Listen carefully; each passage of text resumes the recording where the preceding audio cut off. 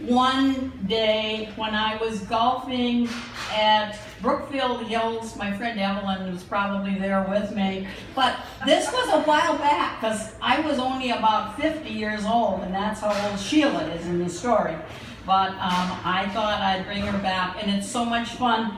Sheila Farrell is kind of like my friend. That's what happens when you write fiction. You get to create characters and they're your friends.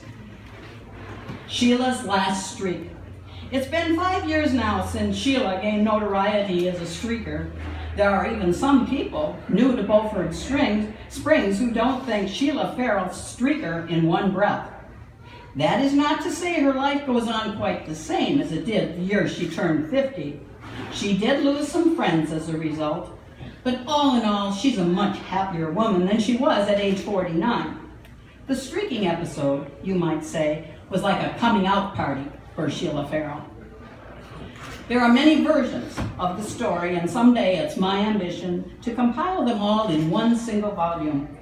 As you might expect, the version from Winston Farrell, Sheila's husband, would differ considerably from that of Maureen Lopak, who was there for that first unexpected streak across Beaufort Springs golf course. Or imagine the version from Sheila's teenage kids. They're no longer teenagers, but they still can't talk about it without visible embarrassment. My favorite version is the one from Yvonne, the psychologist who's been making the talk show circuit with Sheila. And of course, if I expect men to buy my book, I'll have to include the one X-rated version, which comes from Sergeant Rafferty of the Beaufort Springs Police Department.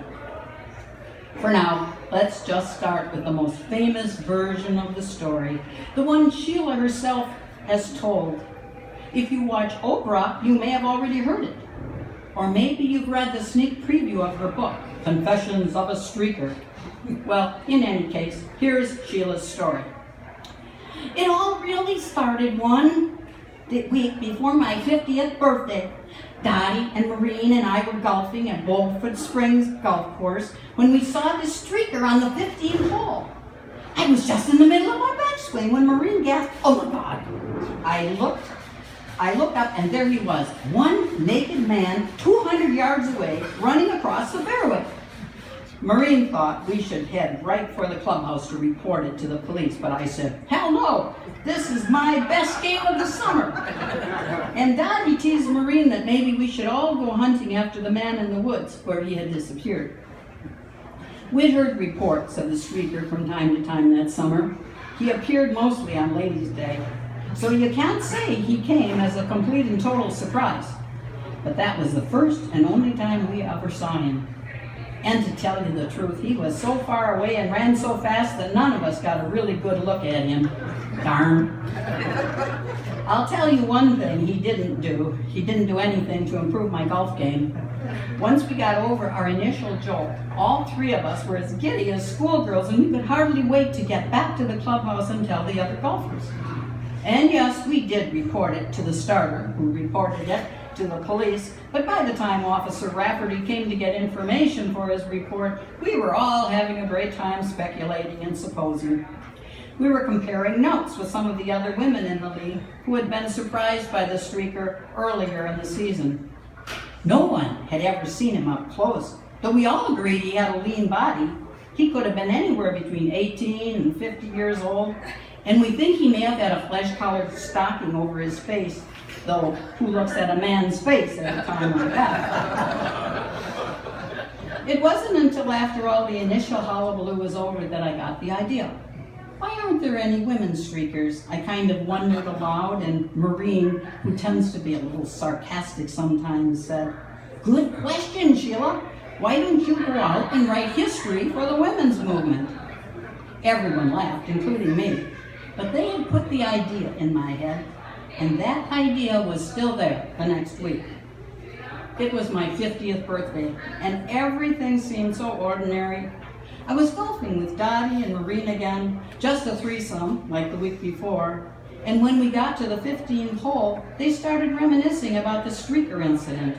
I just quietly disappeared.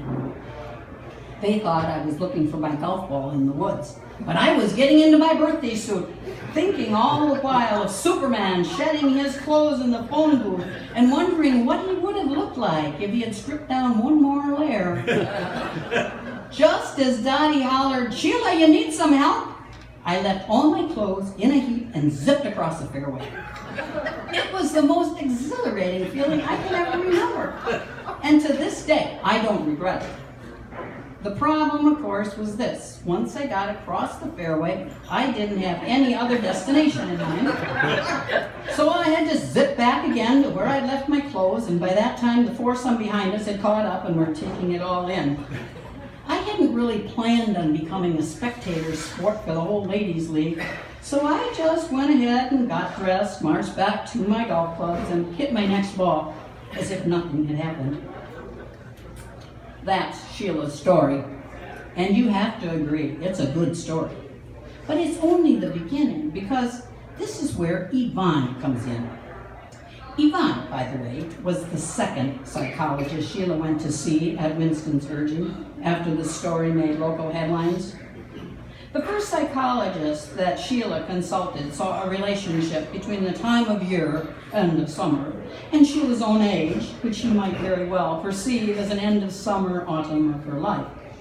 She smiled politely as he explained his theory, but excused herself as he suggested probing the early years of her childhood. "If you insist I see a psychologist, I'll go," Sheila finally announced to Winston afterward. "But I'll go to one of my own choosing."